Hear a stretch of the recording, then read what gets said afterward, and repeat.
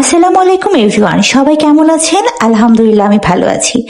আজকে রোদে শুকানোর ঝামেলা এবং তেল ছাড়া বড়ির আচার করে দেখাবো, যেটা নাকি আপনি ফ্রিজে 2 মাস রেখে খেতে পারবেন। প্রথমে আমি খুব ভালো করে বড়িগুলার পানি দিয়ে ধুয়ে নিচ্ছি। এখন পানি দিব পরিমাণ মতো, তার মধ্যে এলাচ, দারচিনি, মরিচ, হলুদ আর ধনিয়া গুঁড়া, সাথে দিব আপনার পরিমাণ বা স্বাদ অনুযায়ী চিনি, লবণ দিয়ে দিব। 1 মুঠো রসুন, তেজপাতা।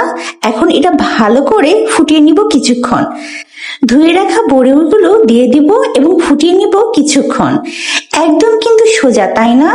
এরকম করে বড়ির আচার করে যদি আপনি করেন, একদম সুন্দর মতো 2 মাস ফ্রিজে রেখে আপনারা খেয়ে ফেলতে পারবেন। রোদে শুকানো বা তেলের ঝামেলা একদমই নেই। খুবই সহজ এবং খুবই মজা। রেসিপিটা অবশ্যই বাসায় ট্রাই করবেন এবং আমাকে জানাবেন কেমন লেগেছে। এই দেখেন, আমার বড়ির আচার কিন্তু একদম রেডি হয়ে গেছে।